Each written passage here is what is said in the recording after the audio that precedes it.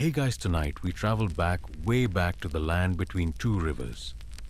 Not the poetic kind of rivers, no. These are the sluggish, silty, maybe a little stinky Tigris and Euphrates. You're standing there in the warm, slightly suspicious smelling breeze of ancient Mesopotamia, the so-called cradle of civilization. A place where the first cities rise like awkward teenagers, wobbly experimental, trying really hard to be impressive. You trudge through the city of Uruk, your sandals half covered in sun-baked barley husks and probably someone else's discarded goat hair. Merchants shout, oxen snort, and you're not totally sure if that was a goat bleating or a child crying in the market. A ziggurat looms ahead, casting a long, intimidating shadow. It's like a pyramid met a wedding cake and then hired an army of scribes. You're not here for sightseeing, though. You're trying to trade. Let's say you want to exchange 3 jugs of date wine for a sheepskin cloak. But nobody trusts anybody because everyone swears they left their last transaction in the temple ledger. Naturally. So it's chaos. Confusing, noisy, smelly chaos. This is the world before receipts, before banks, before Excel spreadsheets or online shopping carts that remember your preferences and annoy you with targeted ads. And yet, somehow right here in the dust and noise of early Uruk, humanity's most boring but wildly important invention is about to be born. So before you get comfortable, take a moment to like the video and subscribe, but only if you genuinely enjoy what I do here. Oh, and if you're still awake enough to type, where are you listening from and what time is it over there? Now, dim the lights, maybe turn on a fan for that soft background hum, and let's ease into tonight's journey together. You join the bustling throng around a market square. The sun beats down on clay bricks and bronze tools. There are no coins yet, just goods bartered for other goods.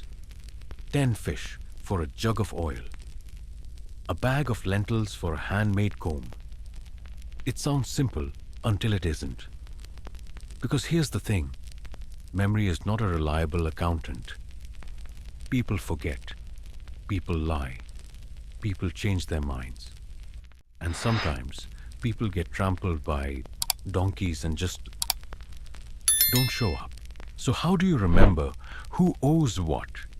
How do you prevent someone from walking off with your barley and claiming they gave you a cow yesterday? Well, as it turns out, clay is kind of magical. The people of Uruk and later other cities like Ur-Nippur and Lagash start pressing little tokens into lumps of soft clay. Each token represents a thing, a sheep, a jar of oil, a day's work. The lumps are called bully, which incidentally is the second most fun word you'll hear tonight, right after ziggurat. You shape one like a fig, then you squish your tokens in and seal it shut. You've just created an envelope that can't lie. If someone opens it, you'll know. And if they try to fake the tokens, well, good luck recreating the temple's official shapes. It's a little like mailing yourself a letter and refusing to open it just to prove what was inside. Weird but effective.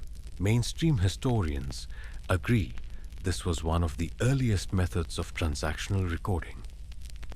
Basically, an ancient safe deposit box full of miniature receipts. You might not realize it, but your participation in this little token game means you're a cog in the first system of organized trade documentation. That's right, your clay squish session is a bureaucratic milestone. Now, there's a fringe theory, admittedly not widely accepted, that these bullae were also sometimes worn around the neck like necklaces. Fashion meets function, as one particularly optimistic archaeologist once quipped. Imagine dangling a lumpy mud ball on your chest just to remind people you owe Buddha 3 goats. Stylish and stressful. Historians still argue whether the bullae were meant more for personal record keeping or temple archives. Some say it was a way for the illiterate to carry contracts, while others believe they were all filed away by priests with absolutely nothing better to do. Either way, the system works until it doesn't. Because here's the thing. Bullae are annoying. You have to make the tokens keep them organized and hope nobody drops theirs in the river. What happens if someone tries to trade using a token they didn't earn? You can't exactly check their ID. Plus, someone always forgets how many cows a cone-shaped token is supposed to represent. Was it 2 or 4 depends on who you ask. Still, despite the confusion, this messy little innovation sets the groundwork for right in itself. You've gone from shouting at someone in the market square to baking your promises into mud. That's progress, baby. As the day ends and the smell of roasted onions and goat stew fills the air, you pat the small bulla hanging from your belt. You hope the tokens inside will speak for you tomorrow. Because tonight, your memory is already fading, along with the sun. You wake up the next morning to the sound of distant goats, someone arguing about lentils, and a scribe already reciting inventory records before breakfast. In Uruk, the city never really sleeps. It just kind of mutters and shuffles its clay sandals around. Today, you're meeting a trader who claims he owes you nothing. Convenient, since he already walked off with your 2 jars of sesame oil yesterday. You've brought your bulla as proof. But here's the issue: you both had different shaped tokens for jar. And now you're squinting at each other's clay like it's a Rorschach test. This right here is how counting tokens in clay balls begins to evolve. Because the system, it's cracking. Literally and figuratively. So in classic Mesopotamian fashion, someone grabs a sharp reed and presses the actual image of the token directly onto the surface of the bulla before sealing it. It's a small shift, just an added imprint, but it changes everything. You no longer need to crack open the ball to prove what's inside. The transaction's essence now lives on the surface. Your clay has spoken. And then comes the breakthrough. What if we just skip the tokens entirely and draw the things straight onto a flat slab? Boom! Tablets are born. These new clay slabs aren't for bedtime poetry or teenage diary entries. No, they're for barley counts, goat rentals, and the number of bricks delivered to the canal crew. You're not exactly composing sonnets. You're writing the Mesopotamian version of tax spreadsheets. You sit cross-legged near a merchant stall, your stylus ready. You press a triangle into the clay. This means sheep. A few marks that resemble a pair of walking legs. This stands for delivered. Add a wedge or two, and voila. You've just invented very boring paperwork. Mainstream historical consensus places this moment around 3200 BCE as the emergence of proto-cuneiform. Proto because it's not quite the full-blown writing system yet. It's still pictographic and very literal. But it's getting there. Slowly, reluctantly, like a camel in mud. And as for you, well, your job just got more complicated. Because now, every trader wants a tablet written in the new style. And scribes. They are beginning to get smug. There's a definite vibe shift happening. Here's the quirky bit. Some tablets don't make sense. Archaeologists have found records that seem to include nonsensical or joke entries like someone signed off 1,000 jars of beer to a goat or possibly to a man named Goat. It's hard to tell. This opens up the fringe possibility that not all of these early clay documents were strictly business. Some might have been practice training or even the world's driest comedy. Still, historians continue to argue whether these early drawings were meant to be read phonetically or just as icons. Was a picture of a fish just a fish? Or did it eventually mean swimming or trade? Or perhaps even a guy named Emma who smelled like fish? The jury's still out, mostly because the jury has to learn 600 symbols just to read the transcripts. But even with the confusion, this is the start of something new. You can feel it as you press another stylus stroke into damp clay. You're part of the first experiment in recorded memory, storing time itself on Earth in the most literal sense. Not everything was straightforward, of course. Some clever Mesopotamian somewhere thought to use the tablet to write receipts for things like wages. These weren't slips of paper. They were solid palm-sized clay sheets declaring, say, that you were owed 2 rations of beer for digging irrigation ditches. Naturally, this kind of record-keeping mattered a lot more when hangry workers showed up demanding payment, and the material clay was chosen not just because it was abundant, but because it was durable and delightfully tamper-proof. Once dry, you couldn't easily erase a transaction unless you dunked it in water and massaged it back into a lump, which is as subtle as tearing up someone's paycheck in front of them. You even start hearing about receipts for fines. So-and-so is hereby docked 3 measures of grain for insulting the temple goat. That sort of thing. If goats could read, they'd probably have their own tab. It's a slow shift, but every day more traders want a written record. The clay tablet starts to carry weight, legal, social, and spiritual. It's not just a receipt. It's a binding promise baked into the bones of the city. Evenings now feel different. You're no longer haggling over trade items while arguing about whose memory is better. You're pointing at dried slabs of mud and saying, "Check the record." And weirdly, it works. Your blood pressure drops.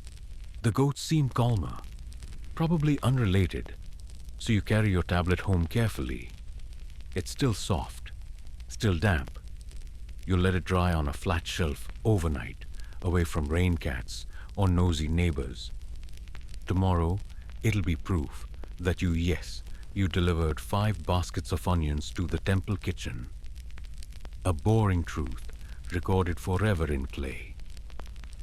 You wake up the next morning and stare at your freshly dried tablet. It sits on the shelf like a little brick of proof, flat, dull, unassuming, and wildly important. In your hands, it feels heavier than it looks. Not in weight, but in consequence. Because now, people can't say, "I never got the onions." You can just raise the tablet point at the wedge-shaped marks and say, "Right here, see, clay doesn't lie." Or at least, it doesn't lie easily. But you're not the only one obsessed with this new method. Everyone's catching on. The guy next door is already copying your layout. Even the temple kitchen now has a shelf with drying tablets stacked like the world's saddest game of Jenga. Something's changing, fast. And the bulla, your old friend with the rattling tokens inside. It starts getting less attention. Why carry a lumpy clay ball when you can just slap the symbols right onto a neat square? The envelope has become the letter, and with that, the shift begins from physical counting to representational writing. You didn't mean to help invent writing, but here we are. Soon, even the temples start requesting tablets in this newer format. A young priest in training asks you to press a sheep symbol next to a number, then add a little triangle mark that basically means hasn't paid yet, which is ancient speak for send someone large and intimidating to collect. You oblige, of course, because who says no to a ziggurat? This is when you realize you're not just trading anymore. You're recording. And when things are recorded, they can be checked, audited, disputed. Suddenly trade doesn't rely on memory, it relies on clay. And clay remembers. Now let's talk about how truly weird things get from here. Because some genius has the bright idea to skip the pictographs and instead press symbols based on sounds. Yes, instead of a drawing of a sheep, you press symbols that represent how sheep sounds in Sumerian. What could possibly go wrong? Fringe theory time. Some scholars believe early scribes made up sound-based signs just to confuse rivals. Like using shorthand no one else could read. Others think it happened naturally, as traders needed faster ways to record complex deals. Either way, you're now staring at a clay tablet full of symbols that sound like bagoo and do, and you're wondering if this is language or just the world's driest beatboxing track. Historians still debate whether this shift was intentional innovation or desperate improvisation. Was the phonetic element added to help people pronounce names, record poems, or just to remember who forgot to deliver the sheep that week? No one agrees, but everyone agrees it's complicated. And with complexity comes specialization. The scribes take over. Once upon a time, anyone could press a sheep into clay. Now you need training. You need neatness. You need a seat in the scribe school courtyard with its rows of nervous students scribbling on scrap tablets like modern kids doing math problems in chalk. You, dear listener, try to enroll once. It does not go well. First, you're handed a stylus. It feels like a rigid toothpick designed to humiliate you. Then you're told to copy a standard receipt format, 3 measures of grain received by Enlil the brewer from the temple stores on the 2nd day of the moon. Simple enough, right? Wrong. By the time you've scratched out 3 measures, your hand is cramping. Your knees are numb, and your clay looks like it's been mauled by an angry chicken. The instructor walks past, nods politely and mumbles, "Maybe trade is more your strength." You agree. Quickly, you return to your corner of the market square relieved. Let the scribes have their elite club. You'll stick to goods and goats. Still, there's a kind of wonder in watching them work. These aren't just record keepers, they're guardians of the written word. They're the middlemen between memory and permanence. And as the writing becomes more complex, moving from pictographs to wedge-shaped impressions, the scribes develop a whole style cuneiform. Now you're hearing that word for the first time. Cuneiform. It rolls off the tongue like a spell and looks like someone tap danced across a slab of mud. But there's rhythm in it, a flow, a kind of beauty. And in your quiet moments, when the market quiets and the air cools, you wonder if maybe one day someone will read these marks and know what your world was like. That you traded onions and drank date wine and once wrote your name wrong 3 times before giving up. That's the thing about receipts. They're not just proof of what happened. They're glimpses into a life lived. And you clay-stained trader with aching feet and a half-baked tablet drying by your door, are leaving your mark. Literally, By now, you've stopped thinking of clay tablets as temporary things.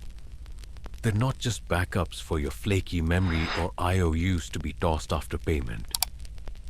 They're permanent, or as permanent as anything made of sun-dried river mud can be.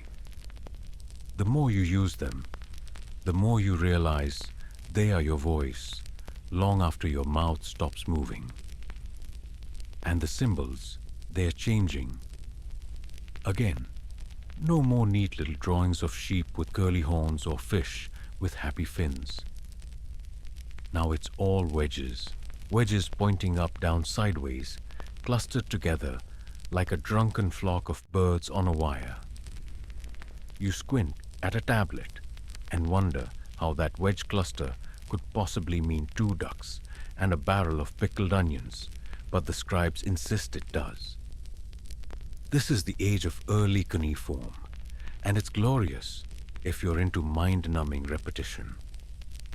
You watch a scribe work from a distance, his reed stylus flicking across the clay like he's trying to win a race against the sun. He pauses occasionally, chewing the end of his stylus like a man contemplating whether one ox needs a horizontal wedge or a diagonal one. You wouldn't know. You're just the guy delivering the ox. But you've picked up enough to admire it. These wedge shapes are language now. Not just symbols of things, but symbols of sounds, ideas, actions. Some scribes are even putting their names on tablets like little signatures. Ancient clout. Here's a mainstream historical fact for you: the earliest full writing systems developed in Mesopotamia around 3100 BCE. And it all started with accounting. Not poems, not myths, just receipts. Your welcome literature. But here's the strange part. Alongside ledgers and ration slips, archaeologists have found tablets with phrases like, "The beer was good," or "The oxen arrived late." One even seems to say, "My brother is annoying." Are these notes Vent's secret jokes carved into the admin logs of history? Fringe researchers suggest some of these receipts were a little embellished. Imagine padding your goat delivery report with "client was rude, smelled like fish." Not strictly necessary, but it adds flair. You can't help but wonder, were these the first Yelp reviews? Historians still argue whether early cuneiform was ever meant for the common person to understand. Maybe it was always a gate-kept language used by temples and palaces to control information. Others think it simply became too complex too quickly. Either way, your average barley farmer didn't stand a chance. You had to trust the scribes. They were the human printers, the clay whisperers, the keepers of truth and spelling errors. One day, you're summoned to the temple. A senior scribe greets you with a tablet and a raised eyebrow. You're apparently signed for a cart of wood that never arrived. "I have the receipt you protest." He gestures to the slab in front of him. "So do I." You both stare at 2 nearly identical tablets, but the marks are off. One says wood, the other says something that could be wool or wine. It's a wedge cluster gone rogue. You both realize the issue: handwriting. Or, in this case, clay wedging technique. Because when every sound is a triangle and a line, a poorly carved mark could bankrupt you. That's the terrifying precision of cuneiform. It makes you wonder how many clay contracts were disputed because a scribe pressed his stylus too hard. This leads to another change in the system: verification marks. Now, important tablets get witness impressions, other scribes or officials who stamp their own seal onto the clay to say, "Yep, this one's legit."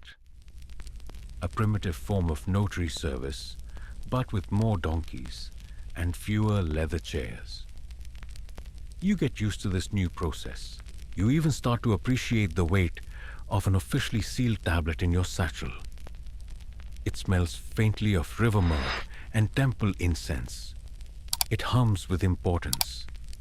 But it's still clay. One rainy afternoon, you slip on a patch of oil near the brewery and fall hard on your satchel.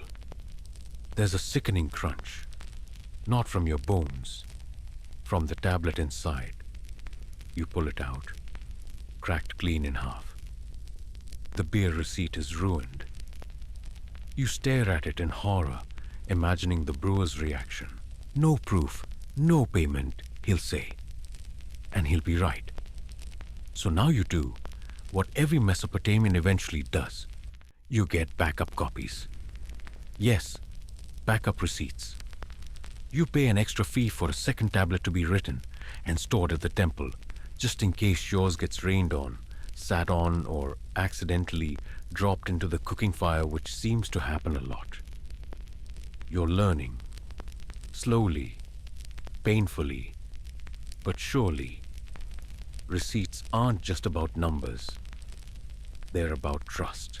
And the longer the city trades, taxes, builds, and breaks things, the more those little clay slabs become the invisible threads holding everything together.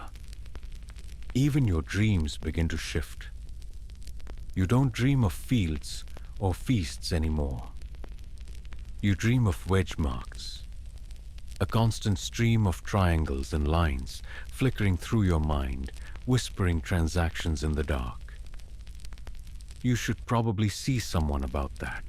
But for now, you press your new tablet into the drying rack beside the others, each one lined up like soldiers in an army of mud. Quiet, immovable, eternal. Or at least until the next rainstorm. You've started to notice a pattern.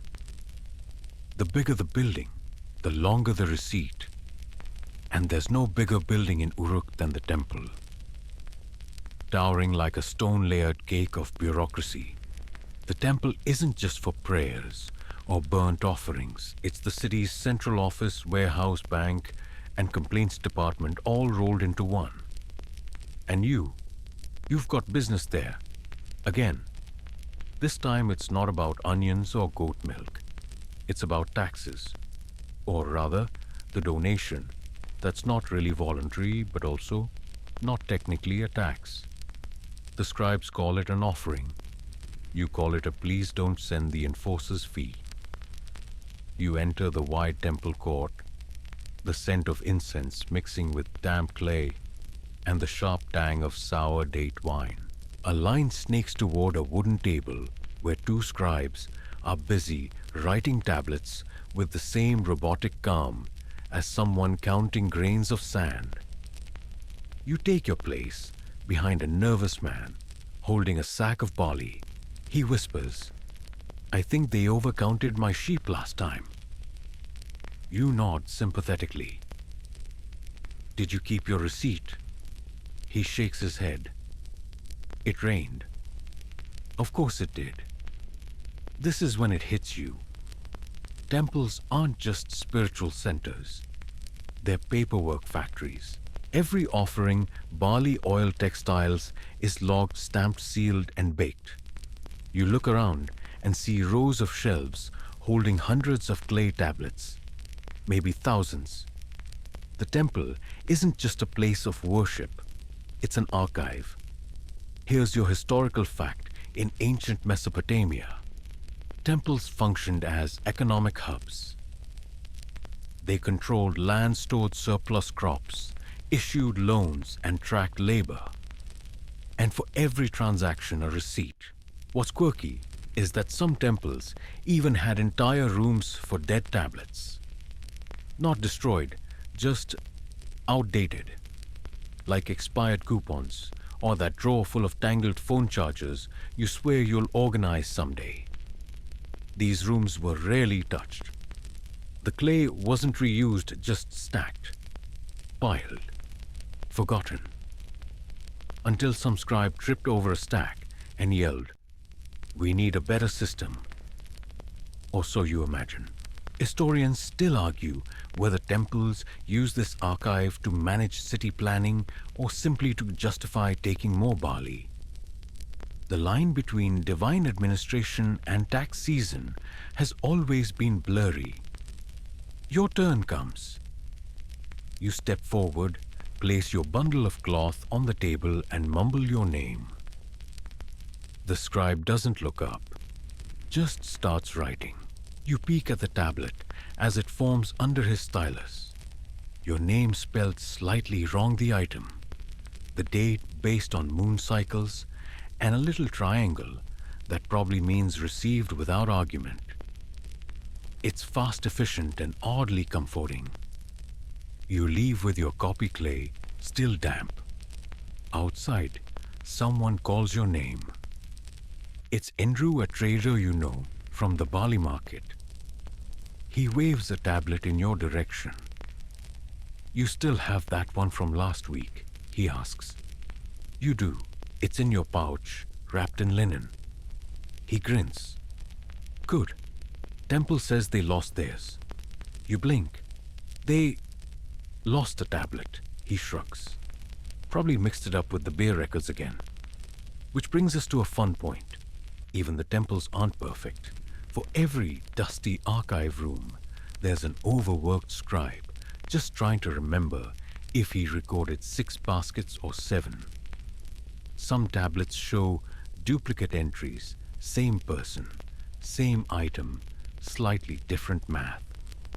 And yet somehow it works. It works because there's a system, a rhythm. You give, they record. You receive a tablet.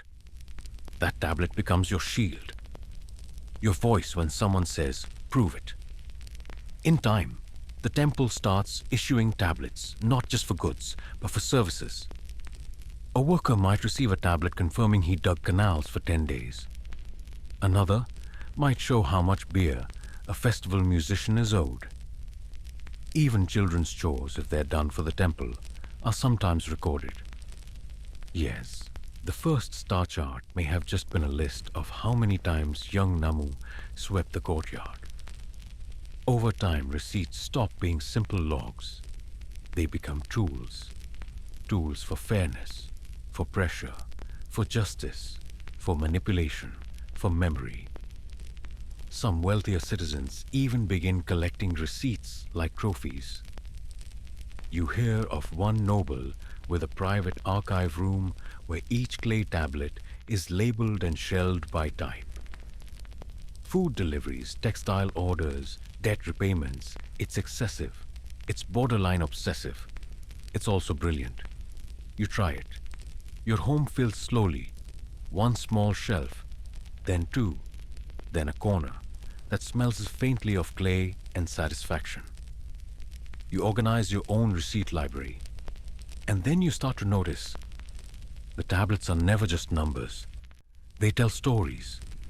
A delivery delayed, a name misspelled, a rushed job, a beautiful, elegant signature next to an order for 10 loaves of bread, a dried smear where someone sneezed mid-writing. These are human things, and they are trapped forever in hardened earth. Sometimes in the quiet, you pick up an old receipt and hold it like a photograph. You remember the day, the exchange, the argument, the smile, the goat that wouldn't stop bleating during negotiations. It's not just a transaction anymore. It's a moment. And somehow, that makes it feel important. The day you realize the scribes are running the city is the day you stop arguing with them. You're in the main courtyard, sun on your neck, waiting for a transaction to be confirmed. Not a complicated one, just a trade involving a barrel of dried fish and some river reeds. But the scribe overseeing the process is late. Again. And nobody dares complain. Because without the scribe, nothing is official. Without their stylus in the clay, your fish may as well not exist. You glance at the workers beside you, merchants, farmers, messengers, temple staff. All of you waiting on a man in a robe holding a pointy stick. That's power. The scribes sit at the apex of the clay empire. Not kings, not priests, but something in between. They're the glue, the memory, the managers of minutiae. Without them, trade collapses, tax records vanish, and nobody knows who's supposed to bring the next sack of onions to the palace kitchen. And becoming one. Oh, it's not easy. Scribe school Adaba or tablet house is brutal. You've heard tales from those who attended. 10 years of memorizing over 600 symbols. Endless hours practicing wedge strokes and terrifying instructors who flick your ear when your verticals lean too far right. It's said the first lesson of scribe school isn't even writing. It's how to sit cross-legged without crying. You once peeked inside a classroom. Rows of students hunched over clay, each copying the same phrase over and over. The ox walks to the field. Again and again, until their fingers ache, until their brains beg for mercy. You wonder how many young boys started scribe school dreaming of poetry and ended up writing fish inventory until their hands bled. But those who survive, they become untouchable. A scribe's name on a receipt is like gold. If it's a well-known name, someone who trained at the temple or served a noble, you can practically see the value of the tablet increase. You start requesting certain scribes. Get me Enlil's son, you say. I want someone who dots his wedges properly. Yes, you've become a writing snob. One day, you visit the archives with a trader named Lugal. He's trying to dispute a barley shipment he claims never arrived. The temple scribe insists it did. A clay receipt says so, but Lugal squints at the tablet and says, "That's not the scribe I dealt with." Cue the drama. Because here's a fringe tidbit, scribes sometimes faked each other's marks. Maybe by request, maybe for bribes, maybe just for fun. You've heard whispers of tablets mysteriously appearing after a debt is disputed. Scribal signature oddly similar to another's. Historians still argue whether this was rare mischief or part of a broader system of temple-led record adjustment. Some say it was corruption. Others claim it was pragmatic. After all, who's going to check if your scribes are copying the same shipment? The oxen sure aren't talking. And speaking of oxen, have you ever tried explaining to a temple official that your cart tipped over and all 5 clay receipts fell into the canal? You have. You weren't believed? Because once it's written, it's real. That's the danger and beauty of this system. A wedge in clay holds more authority than your voice, more permanence than your memory, more weight than truth. And so, the scribes wield power not through violence or land, but through knowledge. They define reality. You start to notice subtle things. How scribes speak softly but are listened to. How even soldiers wait when they're writing. How they walk through markets without being questioned.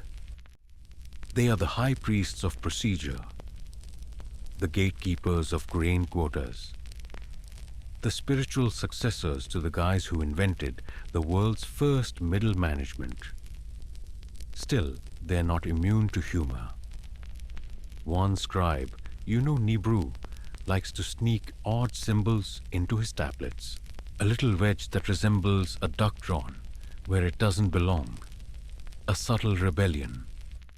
You once asked him why.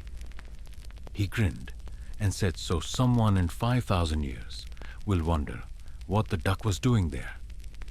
That's when you realize scribes are also artists. Not in the way poets are, but in the way a perfect receipt can be satisfying. Balanced, symmetrical, clear, a mini masterpiece of utility. You even start to try it yourself. At night in secret, you press stylus into leftover clay.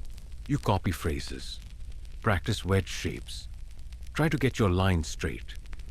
The first dozen are awful, but eventually you manage to write 1 jar of date wine delivered to the brewer. It's crooked, a little messy, but legible. You show it to your neighbor. He raises an eyebrow. Who's the scribe? You smile. Me. He doesn't laugh. Instead, he studies it. Not bad. You might pass for an apprentice. You beam with pride. A grown adult proud of scribbling mud. And just like that, clay stops being just a medium. It becomes a challenge, a puzzle, a canvas. You don't have temple training or noble blood, but you have a stylus and a steady hand and something to say, even if it's just 1 goat delivered. Slightly aggressive. Watch your fingers. You're elbow deep in a barrel of dried figs when the scribe approaches you, tablet in hand, face unreadable. You brace yourself. Either someone's found a mistake in your last delivery, or worse, your name's been spelled to glue again. You hate when they do that. But no, this one's different. I've brought your receipt, the scribe says, holding it out like it's an offering to the gods. 3 jars of fish oil to the palace kitchens, 2 jars returned spoiled. Confirmed by 2 witnesses and the kitchen chief. You blink. They returned it. The scribe nods. And deducted it from your credit. You look at the clay tablet. It's dense with wedge marks, little notches that mean quantity adjusted product unfit. And your favorite, no compensation provided. And just like that, your profits sink into the mud. You sign with a grim line at the bottom. The scribe bakes the receipt, hardening your disappointment forever. Welcome to the wonderful world of dispute documentation. By now, receipts aren't just records of what was. They're the paper trail, well, clay trail for what went wrong. Someone didn't deliver all the bricks. There's a receipt for that. A goat wandered off mid-transaction. There's a special symbol for escaped livestock during exchange. And yes, you've seen it more than once. One of the best parts. Some of these receipts read like ancient complaint forms. Recipient did not bring sack. Measured with wrong container. Claims incorrect quantity. It's not exactly high drama, but it's oddly satisfying. You imagine future archaeologists reading them and going, wow, these people were petty. Here's a mainstream historical fact. Many of the tablets uncovered in sites like Uruk and Nippur aren't grand decrees or myths. They are petty transactions, arguments, clarifications, hundreds of receipts for bread, beer, fish, sheep, wool, and the occasional urgent delivery of pots due to shortage in banquet hall. And here's a fringe gem for you. A real tablet was found detailing the delivery of beer, with a note complaining that the recipient was too drunk to acknowledge the goods. That's right. Ancient Mesopotamians were already documenting hangovers with receipts. Historians still argue whether these types of notes were official record-keeping or just scribes having fun. Some believe humor was intentionally woven into receipts to make them more memorable or harder to fake. Others think it was just a bored intern with a stylus and too much beer. Either way, these tablets aren't just records. They're stories, like the one about the goat. You remember it clearly. It started as a simple trade, 1 goat for 2 sacks of onions, a fair deal. You brought the goat tied neatly with rope to the designated meeting spot. The buyer was late. You waited. The goat didn't. It slipped the knot, knocked over a stall, ate a piece of cloth, and disappeared into the side streets. You spent an hour chasing it through Uruk's alleyways, waving your arms and shouting like a lunatic. Eventually you gave up. The buyer showed. You gestured at the dust trail and said, "Well, there was a goat. He refused to pay." "No goat, no onions," he said. You appealed to the temple, filed a dispute. A scribe took your statement, pressed it into clay, and added a tiny wedge at the bottom one that loosely translates to livestock not observed. And that was that. The goat was gone, the onions were withheld, and you gained your first taste of bureaucratic defeat. Since then, you've started demanding witnesses. 2 minimum. Preferably sober. You even carry spare rope now, goat strength double wrapped. You've become a seasoned trader in a city where even a humble transaction can turn into a bureaucratic legend. The scribes, of course, love it. More drama means more documentation. They're like librarians of chaos, carefully cataloging your worst days with perfect penmanship. And they're getting creative. Some scribes now include little drawings on the edge of receipts. A barley stalk, a crooked fish, a sheep mid-leap. It's not standard, but it adds flair. You start requesting decorated tablets, especially for trades you're proud of. Put a wine jug on the corner, you say. This was a very good deal. Soon, you're collecting them, storing the prettiest ones on a special shelf. You're not alone. Other traders begin showing off their best tablets like trophies. Some even host receipt viewings. You attend one where a man unveils a receipt detailing a 300-goat trade with 3 witnesses and a scribal flourish of a dancing lion. It's absurd. It's wonderful.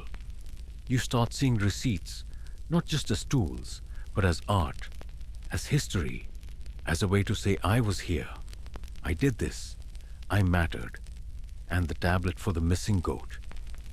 You still have it, cracked, smudged, the wedges slightly faded from years of handling.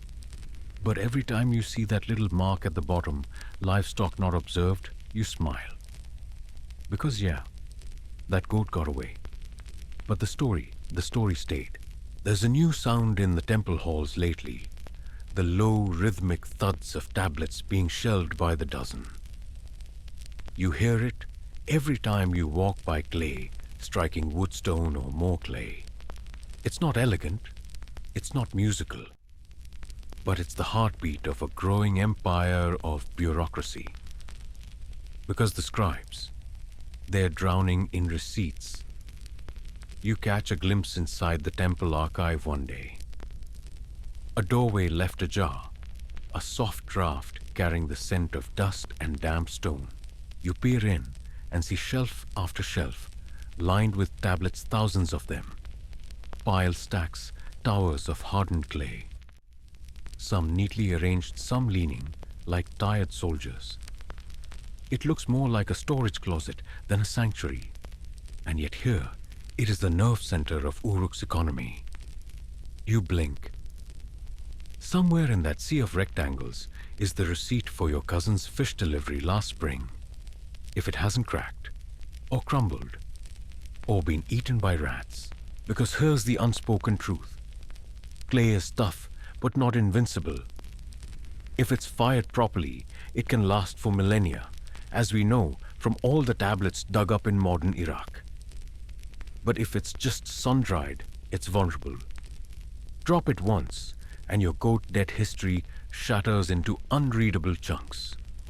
Sprinkle in a little temple humidity, and boom, your name fades faster than a politician's promise. So now, there's a new job emerging, the tablet clerk, a lowly figure, usually covered in dust, who catalogues the growing mountain of administrative mud. You meet one named Taptim. She's got a sharp memory, a sharper tongue, and a way of flicking her stylus like it's a dagger. What are you looking for? She asks, eyeing you as you scan the shelves. Barley record, you mutter. 3 weeks ago. Maybe 4. She snorts. Good luck. And walks away. Because even in the age of clay retrieval systems are, let's say, underdeveloped. There's no alphabetical order. No index. Some tablets are grouped by type, rations, temple, dues, animal exchanges. Others are sorted by scribe. A few, presumably by smell. Mainstream historians believe early archives like this were managed by a rudimentary location code, something like Tablet 12, Bin 4, Room 7. The system might have worked once, until the temple expanded, until more traders came, until some clerk panicked and started piling receipts into empty corners praying nobody would notice. Fringe theory. Some believe tablets were purposely misplaced, hidden, buried. If a record didn't exist, did the transaction really happen? Scribes might have used this method to help certain officials forget a debt or accidentally lose a delivery discrepancy. If you're friends with the clerk, maybe your goat order never happened. Historians still argue whether this was corruption or necessity.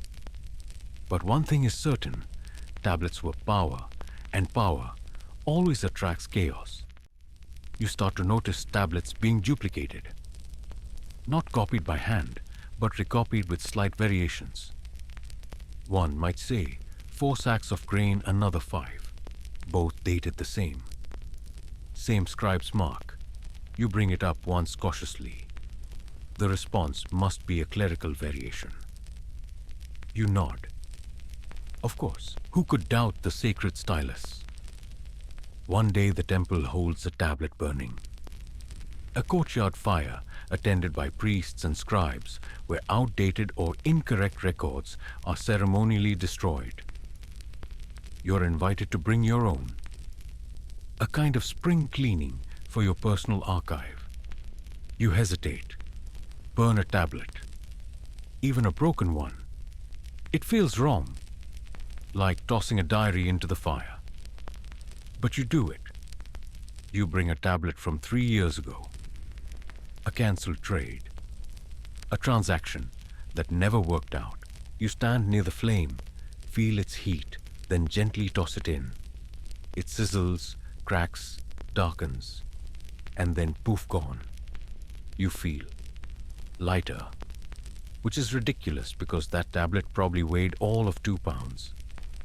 Still, it's a moment, and as the fire crackles, you realize the absurdity of your situation. You're emotionally bonded to receipts. You, a trader, a nobody in a city of gods and kings, have made clay into a personal mythology. Later over drinks, someone tells you about a palace in Kish with its own tablet hall. Entire rooms filled with records. They've got scribes whose only job is to read tablets from other scribes, the man says, slurring slightly. Layers of clay, walls of history. You believe it. And for a fleeting moment, you imagine what it would feel like to walk into such a hall, not as a guest, not as a clerk, but as someone recorded. Someone remembered, and maybe one of your little receipts will survive longer than you. Maybe it'll be dug up by people far in the future. They'll read your name. They'll see your goat tally. And they'll whisper, "This person mattered." You smile, sip your wine, and add another receipt to your growing collection. Filed under dreams, pet goats, and the weight of being remembered.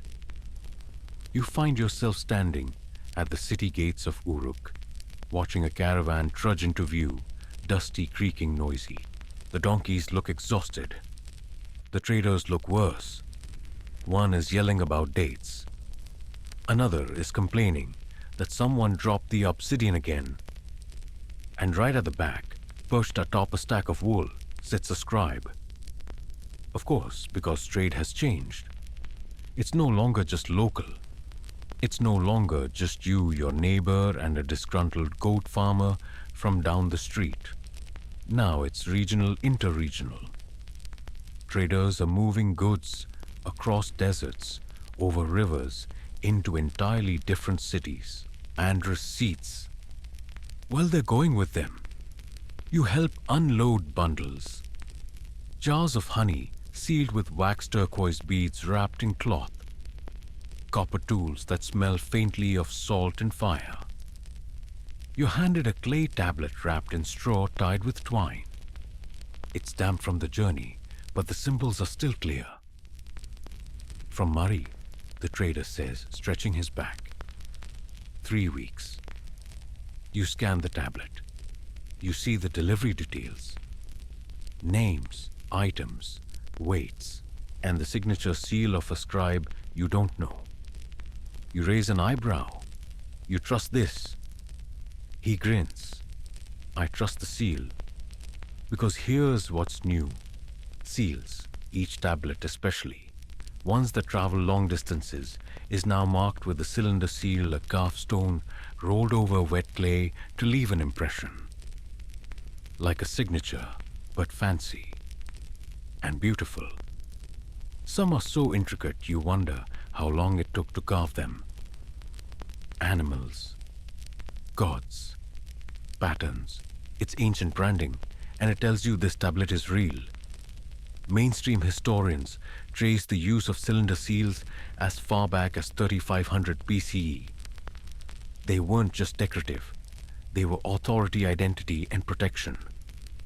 Lose your seal. You might as well lose your name. And the caravan.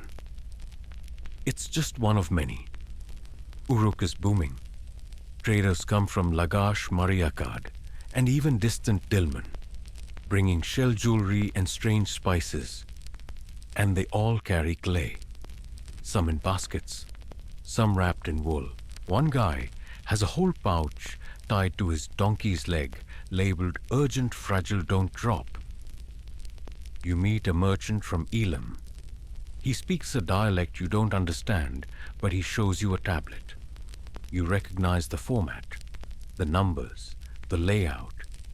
Even if the names are foreign, the structure is the same, like a universal code of mud. Fringe theory alert. Some scholars believe that early Mesopotamian trade tablets created the world's first international standard, a basic format that transcended language and culture, because goats are goats, and 3 of them is still a headache to count.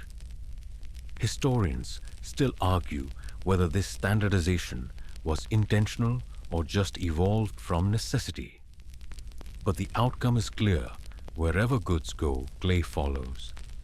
And with clay comes trust. You try it yourself. You prepare a shipment of textiles to send to Kish. The buyer insists on a sealed receipt. So you find a scribe, describe the contents, and have him draft a tablet. You press your own modest seal, a chipped stone with a half-moon engraving into the corner.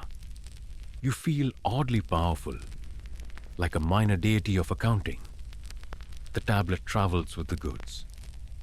2 weeks later, a runner returns with a confirmation. Goods received, tablet verified, payment forthcoming. You breathe a little easier, not because of the silver, but because your clay held up. Your marks traveled, endured, arrived intact. You've started to see clay as something more than practical. It's become a bridge. It connects not just people, but places. Cities you'll never visit. Languages you'll never speak. Traders you'll never meet, but who somehow understand your wedges. Trust them. Respond to them. Build with them. And when misunderstandings happen, as they always do, tablets are the solution. One caravan returns with fewer obsidian blocks than expected. The receiving merchant accuses the sender of theft. Both present their tablets. The discrepancy is obvious. One tablet lists 10 blocks, the other says 8, but both were made by different scribes in different cities with different calendars. So what do? You write a new tablet, a reconciliation tablet. It states what was sent, what was received, and what compensation is owed. Witnesses sign it, seals are pressed, both parties nod. The matter is closed. No shouting, no spears, just mud and marks and a method. You begin to notice something strange in yourself. You start reading old tablets for pleasure. You request to see trade logs from Dilman, just to admire the variety of items. You ask scribes if they've ever seen a tablet from Ebla. One even shows you a shipment record written in 2 languages side by side. A clay Rosetta Stone. You run your fingers over the lines. You don't understand both scripts, but the intent. The format that's familiar. You could read this in your sleep. You realize as the caravan departs in a puff of dust that you're part of something massive, bigger than Uruk, bigger than Sumer, a network, an exchange, a civilization stitched together not with words but with receipts. And for the first time in your life, you don't just feel like a trader, you feel like a node, a keeper of continuity, a writer of history, one goat-scented shipment at a time. You've got a problem, a big, dusty, shelf-breaking problem. Your archive is full. What started as a tidy corner shelf now resembles a small clay avalanche threatening to overtake your pantry. Your tablet collection, once organized by type, then by date, then by vague smell, has multiplied. Deliveries receipts, complaints, corrections, payments, and counterpayments. Even a few tablets that say void in a very judgmental tone. And you're not the only one. Across Uruk storage is becoming a crisis. The temples are overwhelmed. The palace record rooms are groaning under the weight. One poor clerk was reportedly buried waist-deep in goat ration logs last week before someone remembered to dig him out. So, what do you do with thousands of receipts that can't be thrown away, but probably don't matter anymore? You stack them. You pile them. You shove them into whatever corner hasn't collapsed yet. Welcome to the Great Tablet Storage Problem, a logistical nightmare that no one in Mesopotamia seems prepared for. Mainstream historical fact archaeologists have discovered tablet rooms in sites like Ebla and Nineveh filled with tens of thousands of records. These weren't decorative. They were real functional documents, kept filed and sometimes abandoned. Some rooms appear to have collapsed under the weight of the archives themselves. You try to organize your own stash.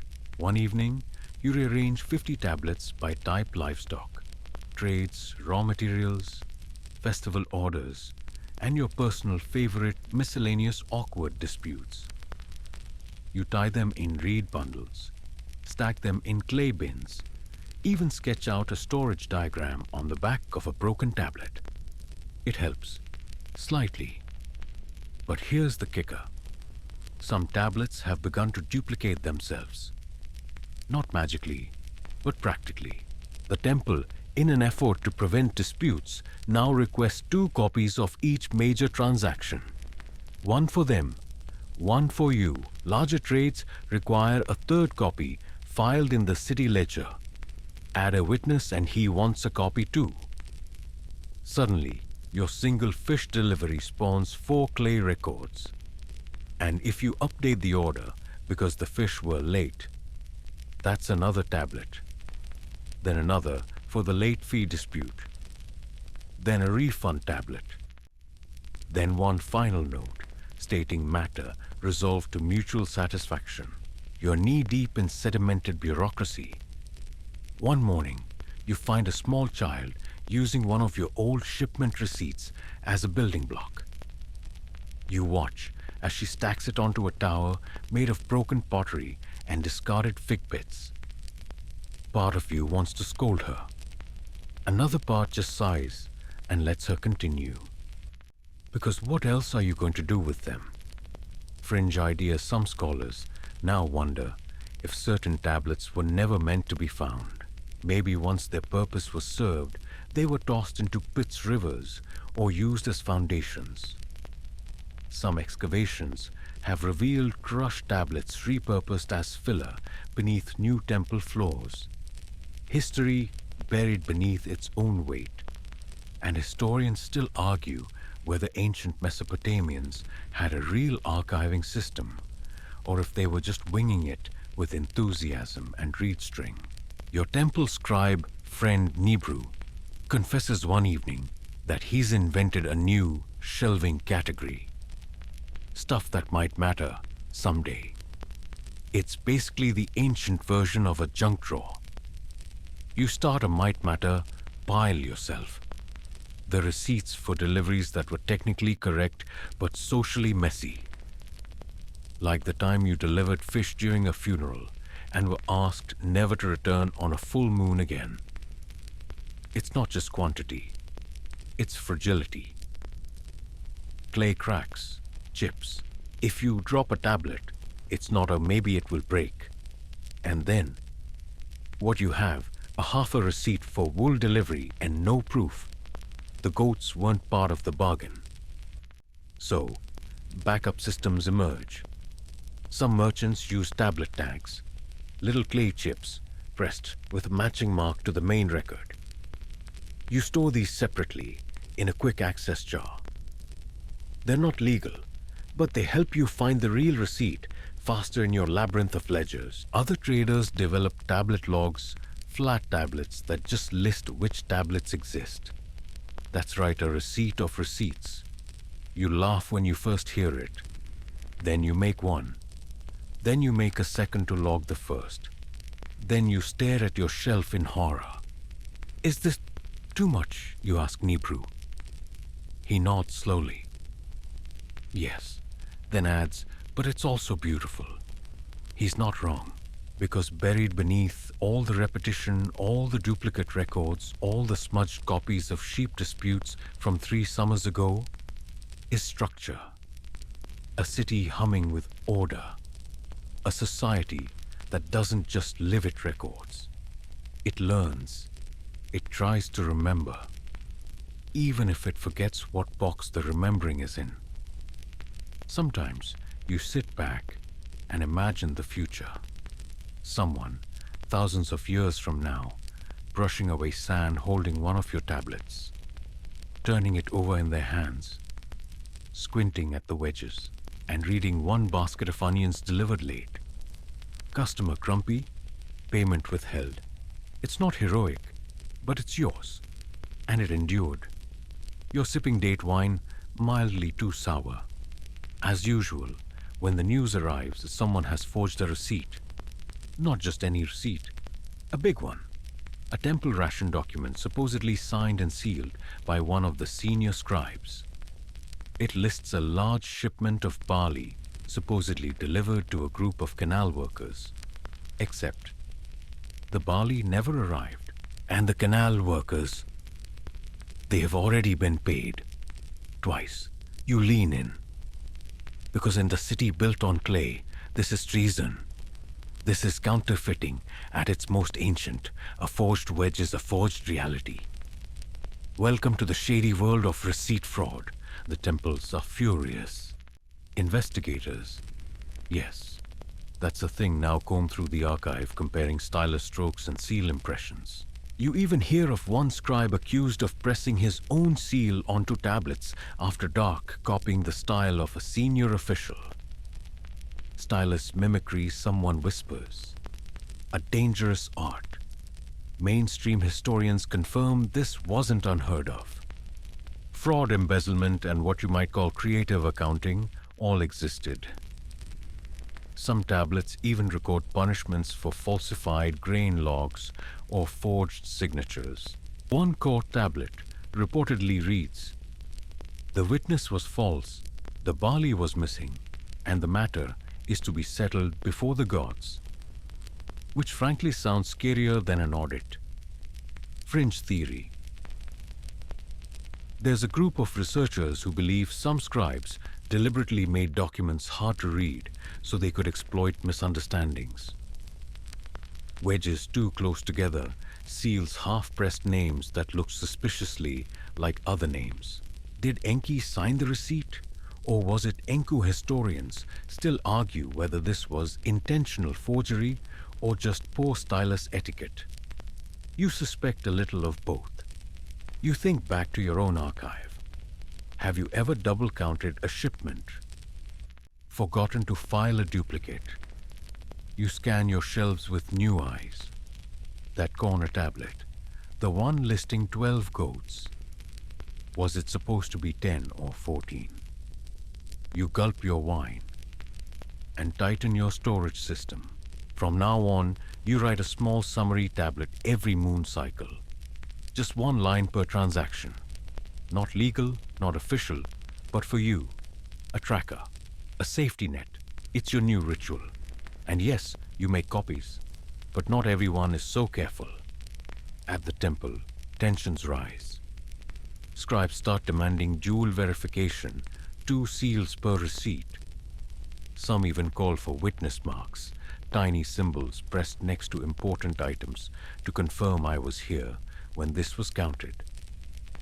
It's primitive notarization. It's bureaucracy doing push-ups.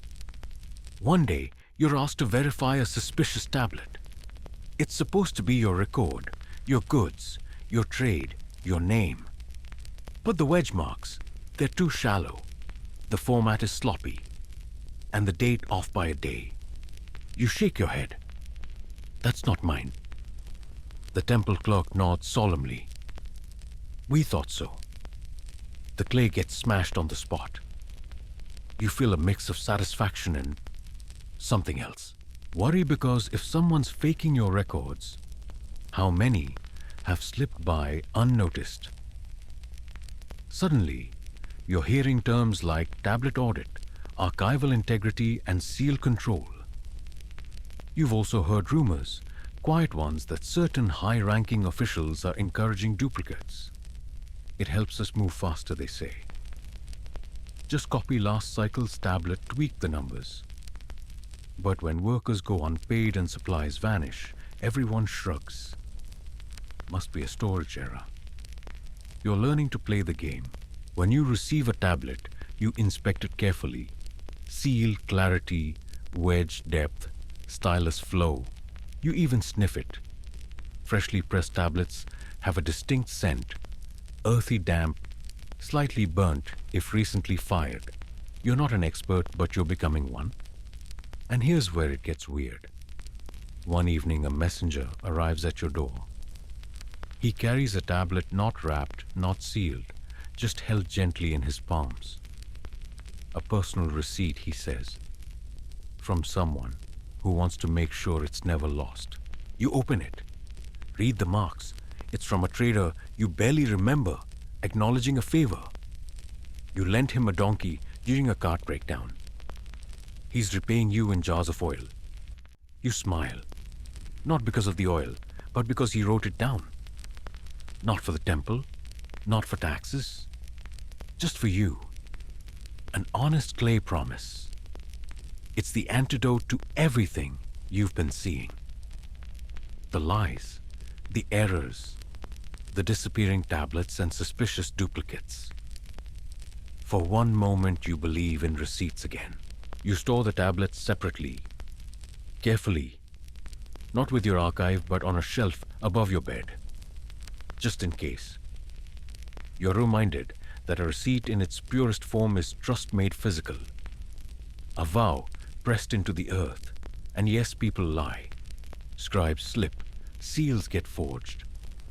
But for every broken promise, there's a wedge-marked brick of truth somewhere waiting to be found. You go to sleep, thinking about it, All across the city, tablets lie in shelves, jars, bins, and baskets. Some are clean, some are smudged, some lie, some shine. And every one of them says the same thing. This happened. Not every clay tablet tells a tale of grain quotas and missing goats. Some whisper something softer. It's late traders gone home, streets quieter air thick with incense and smoke from roasting chickpeas. You've just delivered your final shipment of the day, a modest load of lentils and dried fish. You're tired, a little hungry, and your sandals are full of dust. All you want is to soak your feet and forget about the smell of sun-baked barley. Then she arrives. Ninsara. You've seen her before, quiet, quick-footed, always carrying a bundle of fresh tablets wrapped in reed fiber. She's a temple scribe's apprentice. Most scribes are men, but not her. She's sharp, efficient, and most importantly, doesn't flinch when you ask her to double-check your ledgers. Tonight she catches your eye and smiles, then holds something out. A tablet. Small, smooth, personal, not wrapped, not signed. You glance at the symbols, short, soft wedges pressed in careful rhythmic lines. They don't say 10 jars delivered or payment received. They say something else. I saw you watching me, it begins. You blink. Read the next line. I wrote this to make you smile. It's not a receipt. It's a letter. A love letter. On clay, you almost drop it. You look up. She's already walking away, head turned just enough so you can see her grin. Here's a delightful historical fact. Among the thousands of tablets uncovered from ancient Mesopotamian cities, a small handful have been found that defy categorization. Letters, poems, personal notes, some flirtatious, some mournful. One is simply titled "To My Beloved." Another complains that someone hasn't written back. Some things never change. And here's a wonderfully odd detail. Some of these letters have doodles, hearts, hands, a donkey with exaggerated eyelashes. Love-like bureaucracy found its way into the mud. Historians still argue whether these tablets were private expressions or public declarations. Some may have been buried as tokens, others possibly exchanged and read like treasured keepsakes. But for you, it's immediate, real. You carry the tablet home wrapped not in straw, but linen tucked carefully between your belongings. It doesn't weigh much, but it shifts something inside you. Later that week, you see her again. She hands you a proper receipt. This time wages received for a double delivery of onions and pottery. But her fingers linger when she passes it to you. A pause, a shared breath. And when you flip the tablet over there, it is a tiny etching of a fig tree. The same fig tree you leaned against last time you talked. You start writing your own notes, not on official tablets. You're not bold enough for that. Just practice pieces, old clay, reused simple messages scratched in before the sun dries them out. I hope your hands aren't sore today. The date wine was sweeter than usual. Like your voice. Yes, it's corny, but it's yours. Eventually you write something more serious. A question, a hope, a wedge of vulnerability. She responds with a drawing. Two stylized birds facing each other. Nestled between them, a loaf of bread. You take it as a yes, and from then on, love lives quietly in the margins of the bureaucracy. Hidden among the ledgers, tucked behind the temple accounts, buried beneath the fish tallies. Tiny hearts and poems among the statistics. Because love, like trade, finds a way. One day, a senior scribe discovers your exchange. You brace for scolding. But he only chuckles. You're not the first, he says. There are love notes in the grain tax pile. One of our scribes used to write poetry into the back of ration forms. We left them in. Felt wrong to erase it. He winks and walks away. You exhale and feel a strange kinship not just with Ninsara, but with those long ago writers who dared to bend the system, who used the cold permanence of clay not just to record what happened, but how it felt. You think about that every time you handle a tablet now. Even the dry ones, even the boring ones. Because behind every receipt, every ration list, every tax note, there's a person. With wants, with hopes, with fingers pressing meaning into mud. Some tablets say 2 goats delivered. Others, they say, I miss you. And somehow, they last just as long. You're haggling over a shipment of bricks, nothing glamorous. Just regular sun-baked building blocks when it happens. A scribe walks by, muttering under his breath, shaking his head. You catch a few words, merchants, always exaggerating. You pause mid-argument. Excuse me. He stops. No offense. He says, clearly intending offense. But your kind never counts properly. Always round up. You blink, and scribes never make mistakes. He smirks. We don't guess. We record. That's how it starts. The age-old feud, merchants versus scribes. You think it's a misunderstanding, a one-off. But no. The rift runs deep. You start to notice it everywhere. At the city gates, when a shipment of lentils arrives slightly underweight, and the receiving scribe accuses the merchant of tablet tampering. At the temple, when a merchant claims he paid his tax in full, and the scribe dryly points out that the tablet says otherwise. Mainstream historians agree that while scribes and merchants were part of the same economic ecosystem, they often clashed. Scribes were trained in order, in ritual, in precision. Merchants thrived on negotiation adaptability and just a little creative interpretation of weight and measure. You're in the latter camp. To you, a little flexibility greases the gears of trade. To a scribe, it contaminates the record. Fringe researchers have even proposed that some scribes intentionally added minor errors to punish traders they disliked. Nothing blatant, just a slightly skewed date. A miscount of rations, a misplaced wedge. Passive-aggressive claywork. Historians still debate whether such tensions were systemic or just the grumblings of overworked record keepers and shifty-eyed dealers. But in Uruk, it's very real. You attend a council. One evening, temple staff, scribes, and prominent merchants all gathered to address the accuracy crisis.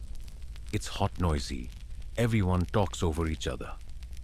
A senior merchant stands up. We deal in real things, fish, onions, bricks. The scribes deal in symbols. They forget what it means to carry a cartload under the sun. The scribes grumble. One of them responds. And without our symbols, your work vanishes. Who remembers the man who carried the bricks without the tablet that says he did silence? You sit there, caught in the middle. You are the middle. You've traded with scribes and drank with merchants. You've forgotten to write things down, and you've had to fight when someone else did the same. You raise your hand and say, maybe it's time we sit side by side. They stare at you, but the idea sticks. The next day, you propose a new model. Merchants and scribes working in tandem. For every major trade, both parties stand together during the inscription. 2 eyes on every mark.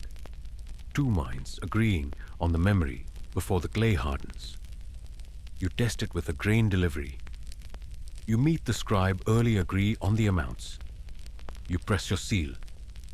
He presses his. You sign together. It feels awkward, but also solid. Word spreads. A few others try it. Some like it. Some say it slows things down. One particularly grouchy trader says it feels like being watched while chewing. But over time, something shifts. You start learning more about how scribes work, the pressure points of the stylus, the difference between a shallow wedge and a deep one, how a single angle can change barley to beer. And the scribes, they learn that you're not trying to cheat them. You're trying to survive. That a shipment delayed doesn't always mean someone lied. Sometimes it just rained. Sometimes the donkeys really did eat the lentils. You begin to see the ledger not as an adversary, but a bridge, something that spans the gap between two very different kinds of minds. One evening, Ninsara, yes, that Ninsara sits with you during a trade. You deliver ceramic jars. She writes. You nod. She smiles. Working together, she teases. You nod. Trying. She adds a final mark to the tablet. A little symbol, she says, means mutual effort. You don't recognize it, but you like it. And just like that, you're no longer a mere trader. You're a collaborator, a builder of balance in a world made of mud and wedges. One afternoon, a young boy approaches you, wide-eyed, holding a cracked tablet. Did you write this, he asks. You take it. It's yours. From years ago. A goat delivery, standard forgettable. Except your name is there. The wedge lines are still strong. You nod. Yes, that was mine. He beams. I want to be a scribe, but I want to trade too. You smile. Then you'll need to learn to walk in both sandals, because the future, it doesn't belong to one or the other. It belongs to those who can hold the stylus and the scale, the numbers and the goods, the trade and the truth. You hand him back the tablet. It's not heavy, but it carries something far greater than weight. You didn't think a lump of clay would change the world, but now you see it clearly, not in a grand thunderclap way, not like a hero rising or an empire falling, just quietly, gradually, wedge by wedge. You're standing in the city center where the markets meet the temples, and for the first time, you're not here to buy or sell. You're here to teach. Two younger traders, fresh-faced and overconfident, wave their styluses like swords. They argue about format, layout, symbol order. You gently correct them. No, the grain mark goes before the quantity. That's how they'll read it. They blink, but we thought you raise a hand. You thought? That's good. Now learn what's been done before. Because writing it, turns out, has rules. And receipts, they are becoming institutions. Here's a solid historical fact. By the time of the later Sumerian cities, record-keeping had exploded in complexity. Receipts were no longer just records. They were systems. Linked documents, layers of verification, even precedents cited from older tablets. Laws emerged. Real ones. Codes. Directives. Not just you owe me 5 goats, but according to the statute from 2 harvests ago, you must deliver 5 goats within 6 days or face temple penalty. And those laws, you guessed it, carved into clay. In some cities, tablets were stored in organized archives. Imagine that, alphabetized, room-coded, even dated. Palace walls with built-in shelves. Clay libraries. You visit one once as part of a trade delegation. You walk the aisles in awe. Not just for the quantity, but for the diversity. There are receipts, yes, but also city ordinances, festival schedules, marriage contracts, adoption records, even tutoring logs. French scholars joke that some scribes probably kept tablets just to track which tablets needed to be rechecked. Clay recursion. Historians still argue whether this shift from simple tokens to layered bureaucratic empires was inevitable or accidental. Was humanity always meant to build paper walls around itself? Or was it just what happened when trade needed trust? You think of your first bulla, that strange little clay ball with rattling tokens inside. It seemed so advanced then. Now it feels like a fossil. A bone from a simpler beast. Back home your archive has changed again. Not just in size, but in tone. You've added categories: family disputes, resolved poetic transactions. You've even built a small shelf for Ninsara's tablets. Some are official, others personal. A few you don't read anymore. You just hold them. Because clay doesn't just record what you did. It holds who you were when you did it. You help train new scribes, now just a few informally. You teach them that a stylus isn't just for correctness, but for clarity. That if someone can't read your receipt in a year or 10 or 100, it might as well be a lie. And when they press too hard, you remind them clay forgives when it's wet. But once it hardens, you live with the mark. They nod, like they understand. Maybe one day they will. You hear of other cities now, Akkad, Babylon, Mari, taking the Uruk model and refining it, adding new symbols, tracking more than goods debts, promises loans. One king even decrees that all temple receipts must be written in duplicate and stored in fireproof vaults. Clay vaults, fireproof, because now everyone knows if it burns, history disappears. You think about that sometimes. What if a flood came? A war? A careless elbow? What would remain? You're no hero, no priest, no king. But your receipts, your humble little slabs of promise, they might outlive you. Someone in the far, far future might find one. They'll brush away the dirt, squint at the marks, translate slowly. They'll say, this was a man who traded dates and onions, who argued about goat weight, who signed carefully, who recorded truth. And maybe if they're very quiet, they'll feel you there, sitting under the hot Uruk sun, muttering about inkless bureaucracy and licking clay dust from your fingers. You don't need a statue. You've got your wedges, your truth immortalized. And in a world of empires that rise and fall, like the Tigris tide, sometimes the most powerful legacy isn't carved in stone, it's pressed into mud.